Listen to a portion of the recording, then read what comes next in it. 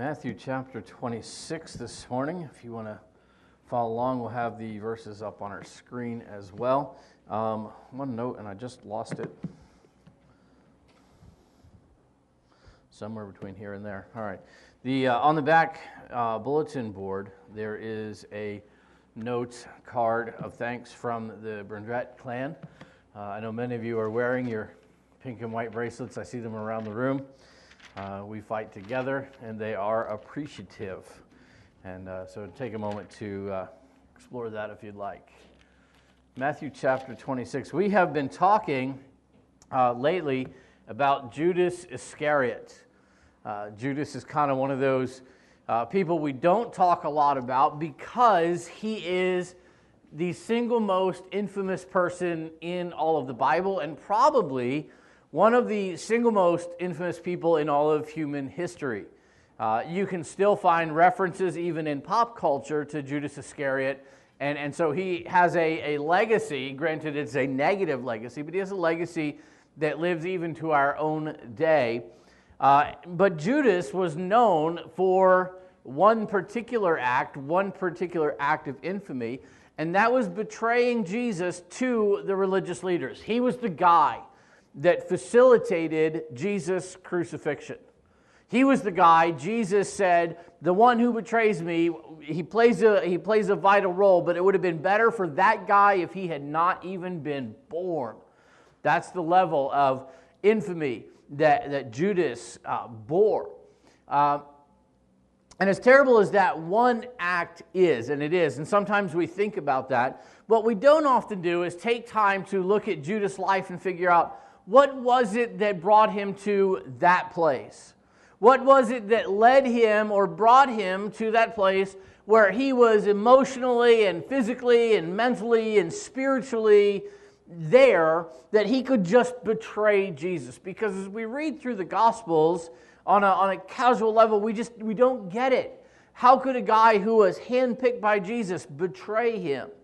And so we don't often see it. And we don't often explore it, but one thing we're certain of is we don't want to end up where he did. All right, we can all agree on that one. I don't know about you. I hope to leave a legacy, but I hope it's not a negative legacy. I hope it's not a legacy of, wow, don't do that.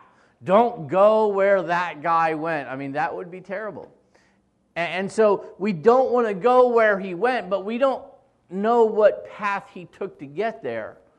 And so just by sheer random coincidence, sheer random chance, we could actually be on that path. Now, that's a scary thought. And many people I've talked to said, well, I follow Jesus, so I couldn't possibly get there. Actually, the fact that you follow Jesus is what puts you on that path to begin with, because Judas followed Jesus. If you weren't a follower of Jesus, if Judas hadn't been a follower of Jesus, he could have never betrayed him at all. And so following is not an insulation against being where he ended up. In fact, it facilitates being where he ended up. And so it really behooves us then to kind of take a look at how did Judas get there? What path did he walk along? What steps can we see? And there isn't a lot in the Gospels, but there is enough that we can begin to see. How did Judas get to that place that he betrayed Jesus? How did Judas get to that place that we don't want to get to? And so as we began the series a few weeks ago, we talked initially about the fact that Judas had a free choice. Judas had the ability to decide and choose on his own. Jesus called him to be a follower, to be a disciple. Judas had the ability to say yes, and Judas had the ability to say no. Judas said yes. The same is true of the fact when Judas went to betray Jesus. Judas had the opportunity and the ability to not do it, but he also had the freedom to choose to do it. And we know that he took that latter route. He chose to do it. And just like Judas, we are free. We're free to follow Jesus. We're free not to follow Jesus. We're free to love God. We're free to hate God. We are free to make our own choices, and we are free to live with or die from the consequences. The choice really is up to us. And so there is a level at which we can't blame anybody else because we make choices. We may make bad choices, and your life may be a series of bad choice after bad choice after bad choice. How do you fix it? Make better choices. I mean, I know it's rocket science, but, it's 11 o'clock. I'm trying to warm me up slowly. And so then we saw last week, after looking at this freedom that Judas had, we saw last week that our ulterior motives, those hidden motives that lie just outside of what we find acceptable even to ourselves, those motives are almost always present and are always trouble. And we'll talk about that more in a few minutes. And so we challenged you last week to say, look, what motivates you to do the things that you do? Do you even know what your motives are for the things that you do in life? And the more significant role you play, the more significant act you take, the more important it is to know what your true motivation is. Because there will always be an ulterior motive that's present, that'll be just slightly askew. And if you function in that ulterior motive, it's going to lead you in places you don't want to go. It's going to lead you in a path very similar to the path that Judas took. Excuse me. I had some very interesting conversations after last week's message. As people begin to try to unpack this idea of ulterior motives and their presence. And somebody asked the question: Are ulterior motives present in church and in church work? And the answer is yes. Even within church, even within in professional, vocational ministry, in my job, there are ulterior motives that are constantly at work, that constantly have to be aware of and defended against. And one of the statements that I made last week, and it's very true, is that one of the single most dangerous things that I do as a pastor is what I'm doing right this moment. That for me, standing up here and speaking to you is incredibly dangerous for me, because I like this part of my job. I enjoy preaching. I enjoy speaking. I'm wired weird. I understand that. I like being in front of people and having everyone's attention and speaking to you. I enjoy this. Excuse me. And so for me, this is very dangerous, because one of the motives that I have to constantly keep in check is making sure that this isn't all about me. Now, it's not wrong that I enjoy the process, but if I lived for the enjoyment of this particular process, that would be bad. That would lead me to make decisions in content. That would lead me to make the decisions in delivery. That would make me to make decisions that would take me away from representing God and simply representing myself. And so, ulterior motives, even in this moment of the week, are very present and something that we have to be very aware of, because we don't want to function in those motives. Now again, it's not wrong that we would enjoy stuff. God gave us stuff to enjoy, but we don't want the enjoyment of stuff to become our motivation. There needs to be something a little less base and a little more pure. And we'll talk about that. We'll see where that goes. Now, we've got a lot of ground to cover this morning, so I want to jump right in to Matthew 26. As we reach Matthew chapter 26, Jesus is only days away from the cross. And so I know we've kind of sped up the first couple weeks, man. We've covered a lot of years in a short amount of time, and now we're going to slow way down, because the events are many, and the clues to Judas, he becomes very prominent in these last few days, and his role becomes very prominent in these last couple days. And we can see his heart most clearly in these last couple days. We can see his path most clearly in these last couple days, and it's his path that we want to avoid. And so, as we get to Matthew 26, Jesus is only a couple days away from the cross. The religious leaders have had all they can take of Jesus. They have had all they can stand, and they have already decided that Jesus simply had to go. That it didn't even matter how or why or when, but his days were up. He was a marked man. And the religious leaders, they wanted him dead. All they had to do is figure out the how and the when. And so this is what they're working on. We begin in Matthew chapter 26 in verse 3. Then the chief priests, the scribes, and the elders of the people assembled at the palace of the high priest, who was called Caiaphas. And they plotted to take Jesus by honesty and try him. Right? That's what it says? No, quite below their station, they decided to take Jesus by trickery and kill him. His sentence had already been passed down. His trial was quite unnecessary. tells you how much of a sham the rest of the proceedings are. They've already decided.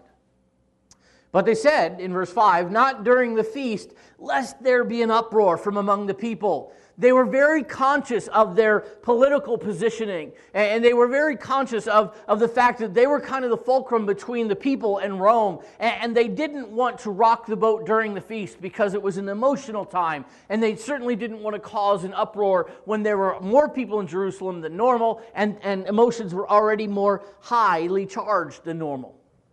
And so they decide, it's a political decision, not during this segment, because this doesn't work for us as a window. But he's toast nonetheless.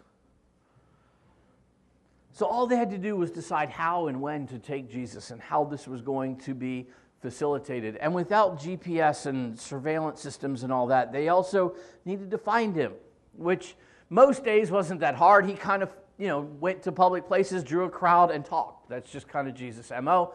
But toward the end of this, he's becoming a little less public and a little harder to find. And so this is a part of it.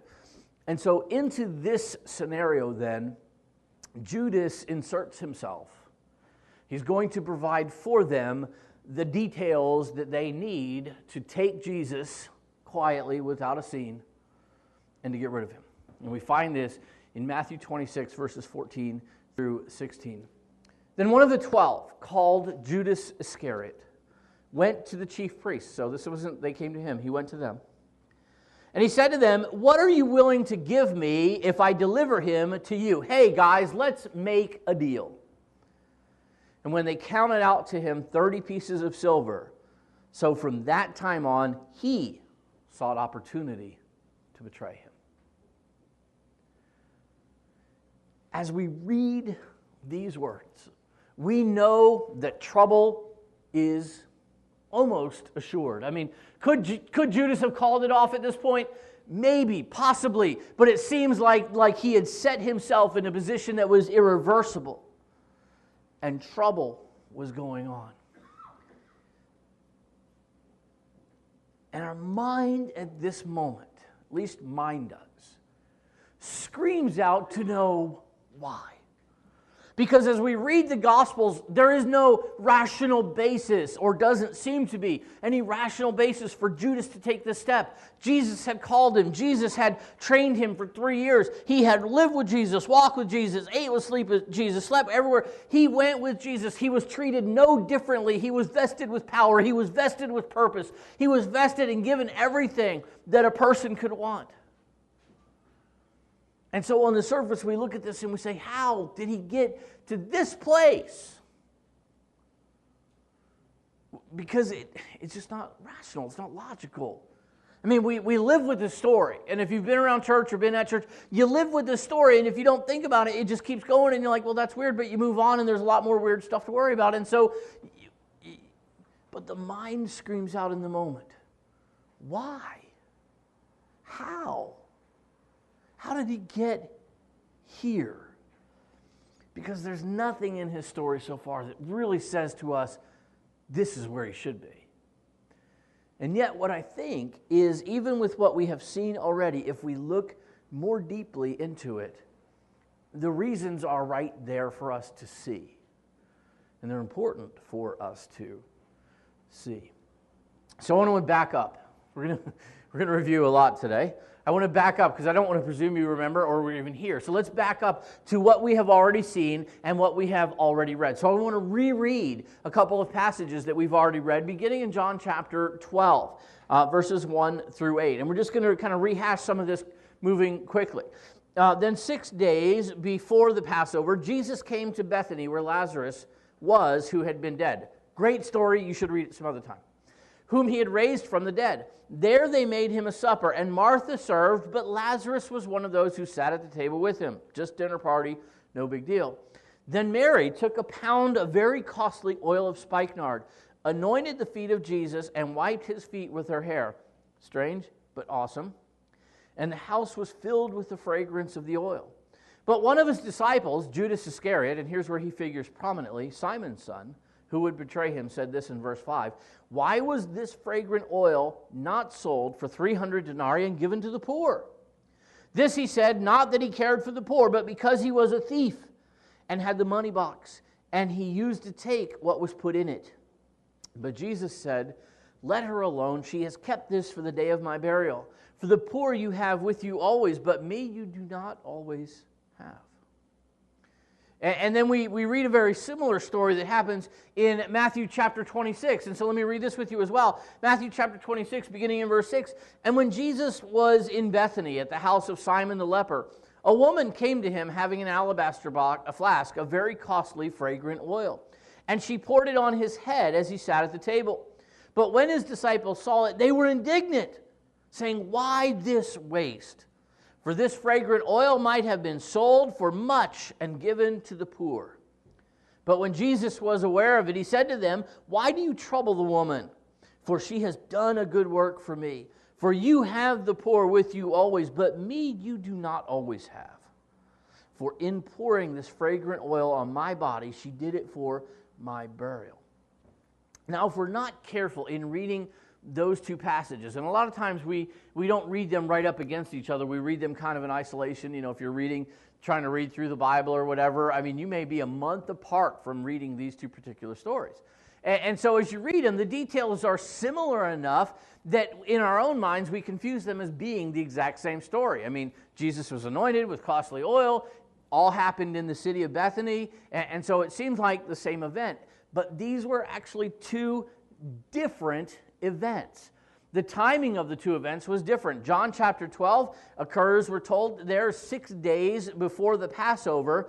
Matthew 26, we find in Matthew 26 and verse 2, took place actually 2 days before the Passover. And so timing-wise, they're about 4 days apart, not the same story. The location of the two was different. Though they were both in Bethany, John chapter 12 occurs in the house of Lazarus. Matthew chapter 26 occurs in the house of Simon the leper. Two different homes. And the anointing was different. In John chapter 12, Jesus' feet were anointed, and in Matthew chapter 26, Jesus' head was anointed. And so, though the stories are very similar, we need to see the details vary enough that we can see these as two distinct things that happened that were just very similar. Keep this in your mind, okay? Because Judas was there for those two events. Now let's back up, though, and talk about what were Judas' motives for serving Jesus. What did we explore? What could we see about Jesus' motives, and Judas' motives, rather? And we see them here, first of all, that Judas was motivated by personal gain. He was the treasurer of this little band, and he took their corporate account and he used it for his personal enrichment. And so a big part of his motive was personal gain. Another part of his motive is personal influence. What we can see in the first account there in John chapter 12 is it's Judas saying, look, this is a waste of money. We could have sold this and given the money to the poor. And by the time we get to Matthew 26, 4 days later, all of the disciples are saying the exact same thing. A big part of what motivated Judas was his ability to influence other people. And so he was motivated by personal gain, motivated by personal influence. He was motivated by personal wealth. He understood that the possession of wealth and, more importantly, the distribution of wealth to those who are in need really confers upon the giver a certain amount of power. That people who have need do have a tendency to give power, to give up influence to the people who can actually meet those needs. And we see that rampant through politics all the way into the 21st century. That the person who can give away stuff, can meet people's physical needs, is the person who's going to have and be in power. And so he was there for personal power.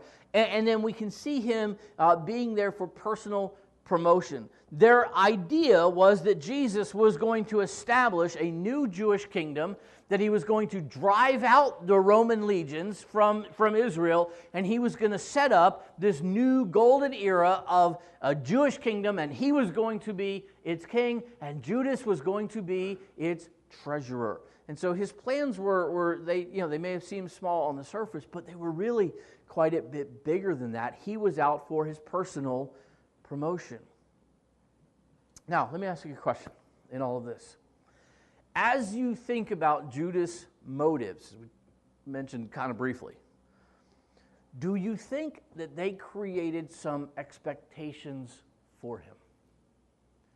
As you think about his motives, and you think about how he plugged himself in and how he acted, can you look at his actions just on a surface level and see that those motives created for him some expectations, some things that he expected were going to happen? I think we can see that. I think how could they not have created some sort of expectation? His expectation was that Jesus would be king and that he would be treasurer. His expectation was that he was going to be personally enriched. His expectation was that he was going to have tremendous influence. His expectation was that he was going to have power and wealth. These were the things that Judas expected were coming his way. Now, as we look at his motives and we look at his expectations and we kind of put them all together, if we were to sum up Judas' mindset at this moment in a single word, the word that I would choose is delusional. That's just the word that I would choose. Here's a guy who, he's following this, homeless Judean hippie peasant who doesn't have 2 changes of clothes, let alone a house or an empire. But he's going to have one. And the $5 we're all sharing, I can use that whenever I want. Except that, let's face it, $5 doesn't go very far. And if you take too much, everybody knows you took some. So you can only take maybe a quarter.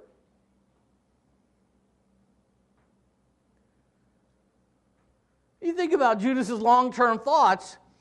What's the nature of revolutions? I mean, did he completely miss the nature of revolution? Did he miss the nature of the revolution that would have been required to drive Rome, like the dominant world power, Rome, out of Israel and set up a whole new kingdom? Is this a small task? Not exactly. If they tried it, a lot of people die. In fact, the last several hundred years of Jewish history had been full of revolutionaries who had died glorious deaths at the hands of the Roman legion. But don't bother me with details. He might have also overlooked the idea that kings tend to understand that wealth creates power. And he might have overlooked that kings tend to be a little attached to their own wealth. And that maybe pilfering wealth is not such an easy task to do. I mean, honestly, if we take a look at Judas' motives and we take a look at Judas' expectations, we could spend all day long looking at the holes in his thinking, looking at the things that he just kind of bypassed as meaningless details on his journey to glory. He was delusional. But that's the illusion he was living in. Despite the illusion he lived in, Judas remained actually very observant, probably more so than the rest of the disciples, and probably more than us, to be perfectly honest. Because as we think about those 2 accounts that we just read, we tend to see the really prominent parts and points of those 2 accounts, and yet we miss the main point of the account. The focus is always on the oil and the anointing of Jesus and the conversation, but we miss the point of the accounts. You say, what was the point? Good question. John chapter 12, verse 7. But Jesus said, let her alone. She has kept this for the day of my burial. Matthew chapter 26, verse 12. For in pouring this fragrant oil on my body, she did it for my burial. Now, Judas may have been crazy. He was clearly delusional, but he wasn't stupid.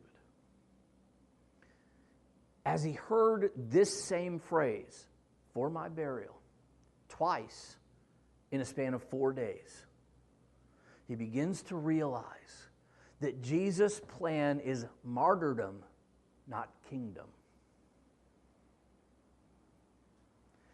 Is there a big difference for him in that? Huge. Martyrdom doesn't fit very well with his long-term plans, does it? Because with martyrdom, there is no kingdom. With martyrdom, there is no treasury. With martyrdom, there is no power. With martyrdom, there is no influence. With martyrdom, there is no promotion. There is simply us running for our lives from the Roman legions, just like everybody else who came before us. And as Judas realized Jesus' plan, he went very quickly from delusional to disillusioned. Very quickly, he was disillusioned. The illusion that he was living his life under blew up in his face. Reality rudely imposed itself into his existence. All of those expectations that were unrealistic, he suddenly realized were going to be unrealized expectations. And that brings us back to where we started in Matthew 26, verse 14. Because here goes Judas with all of this at play to the religious leaders saying, what are you willing to give me? Because I'm not going to get anything here. He's disillusioned. And while the act of betraying Jesus seems still like something that is completely unfathomable, when we begin to unpack where Judas' head and heart were, what we see is that this act was really a natural next step in a progression that Judas had been on. Say, how do you get to the place where you betray the Son of God? It's not with a giant leap, but with a bunch of small steps. Judas, who started off, had impure motives. His motives were all selfish. Judas' motives caused his expectations to be unrealistic, delusional. And he lived inside and under that illusion of his own expectations. It became clear that his expectations were not going to be met. That those expectations would be unrealized, and suddenly he becomes disillusioned. Reality is suddenly before him. And Judas decides to cut his losses. If he could not get everything that his expectations had promised him, he would at least get something. That something turned out to be 30 pieces of silver. It's a far cry from treasury of a conquering king. But if that's what he could get, and that's all he could get, then he'd take it. It was no giant leap. It was the last of a series of small steps. And the point is this: unrealized expectations lead to disillusionment every time. Unrealized expectations, when the things that you expect, suddenly you're aware of they're not going to come to pass, it leads to disillusionment. It leads to the shattering of an illusion that you have been living under. Unrealized expectations lead to disillusionment. And so as we look at Judas' act in those terms, what we see is that his act, though it was heinous, was almost predictable. Certainly the natural response of a man whose illusions, whose expectations had all just been shattered. And so here's my question for you. And this is where it gets almost hard. Here's the question: what illusions do you live under? What illusions do you live under? Now note, I don't ask, do you live under an illusion? I assume that.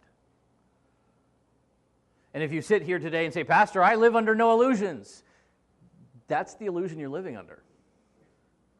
Because we all live under some illusion. Do you know what they are? And it's hard to know what they are. Because the reality of an illusion is this, that if we're living under this kind of self-created illusion, we think that that's reality. Right? I mean, it's the nature of illusion. We think that's reality. When in truth, we've created this illusion for ourselves that we live under. It's important to know because if we live under an illusion, when we live under an illusion, we live on a path that Judas walked. And we might end up in a place that Judas went, but we don't want to.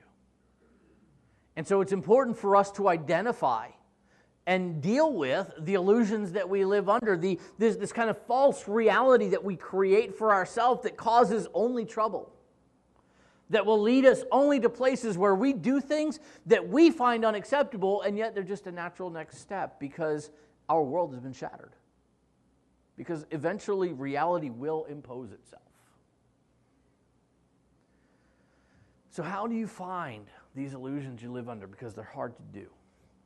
A couple steps. I don't know that this is exhaustive, but first of all, and it's just following Judas' progression. First of all, look at the motives that you have for doing what you do. Look at your motives for doing what you do. You say, what do I do? Anything, any part of your life. This is an exercise that you can actually do, and this is what I kind of challenged you last week to do. It is to think about the things that you do and what motivates you to do them. And the more significant the act, the more important it is to know what drives you.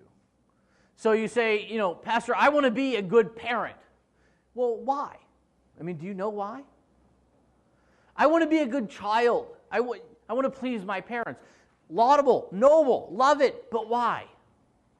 What motivates you? I want to be a good employee. Why? What motivates you? I want to cook good meals for my family. Why? What motivates you? It doesn't matter how mundane it might seem, the acts, the things that you do in your life, you have motives for every one of them. And you need to know what they are.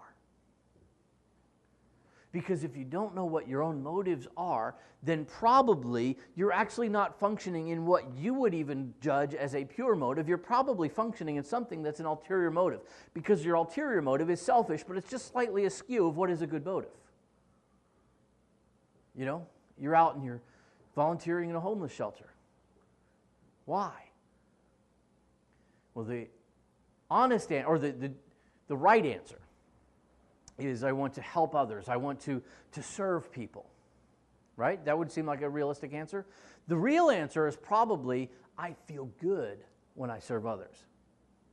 Is it wrong to feel good when you serve others? No, it's a normal byproduct. But if you're serving because you feel good, that's an ulterior motive. That should be a result, not what drives you.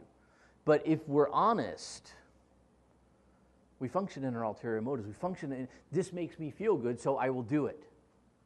And so suddenly it's not about volunteering in a homeless shelter, it's about what makes me feel good. And you can find that same feeling in a lot of different ways, and it may lead you to paths that are easier than serving to volunteers, volunteering at a homeless shelter, just as an example. So we need to look at what motivates you, what really motivates you in any area of life, and not the thing that you say it is the right answer, but the real answer.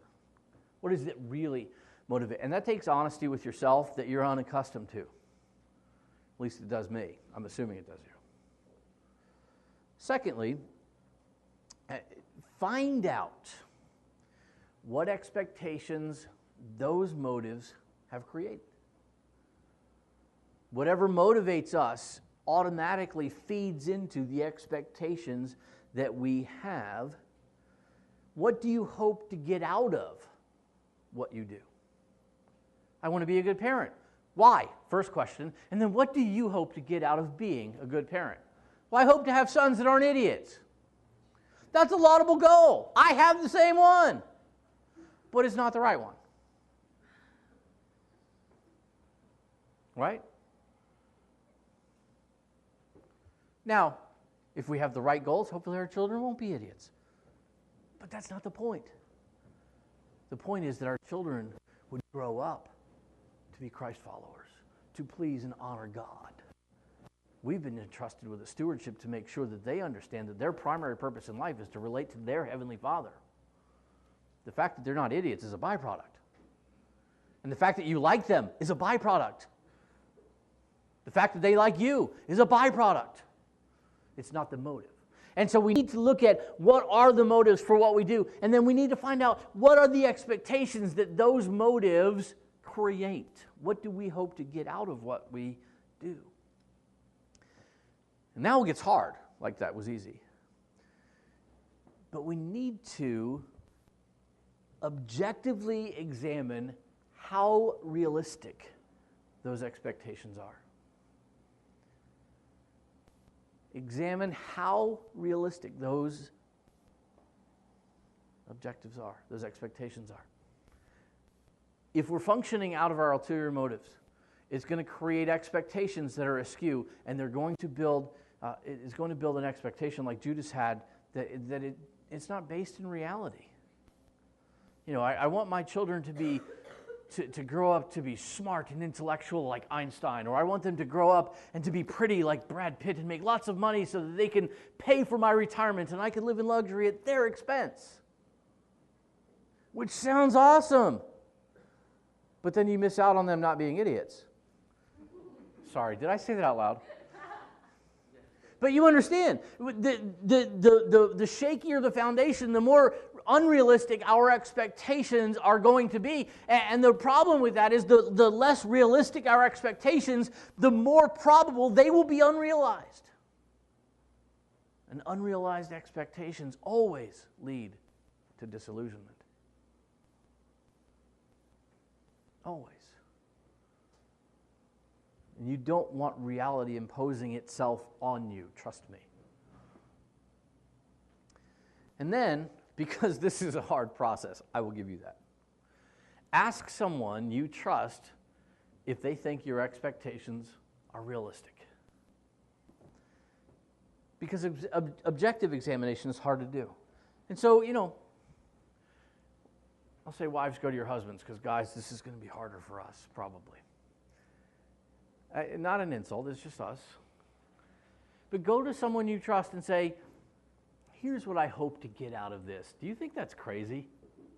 And if they start rolling on the floor and laughing at you, you might want to rethink it. I'm just saying. But to actually say, here's what I hope to get out of being a parent. Here's what I hope to get out of whatever it is. Here's my expectation. And if they look at your expectation and go, you're crazy, then maybe it's time to go back and rethink, what are my expectations and what are the motives that they're built on and flowing from? Because you don't want to have unrealized expectations. They will lead to disillusion. The illusion will shatter. Your life becomes messy. And your decisions become poor. And you end up doing what Judas did. Because we want to have realistic expectations that are founded on pure motivations, firmly rooted in the real world. Now, I'm not suggesting that we don't have dreams. I think we should all have dreams, and I think we should have big dreams. We serve a big God who can pull off some pretty amazing stuff. And there's nothing in the human race that hasn't been a leap forward that wasn't first the dream in the heart of a person. Sometimes those seem unrealistic, but they're still good. And that's why we have to objectively look at it. Here's my expectation. Is it doable? If everybody in the world says no, that doesn't mean it's wrong. Maybe they are.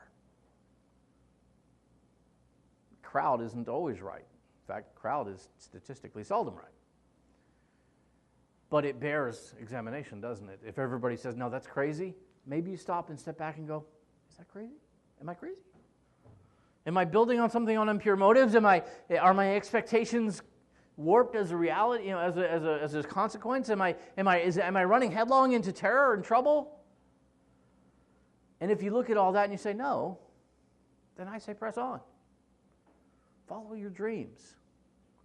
But don't live in an illusion. And there's a difference. Do you sense that? Now, on the surface, we could say, well, that's kind of abstract. And it is to a point. But it also isn't.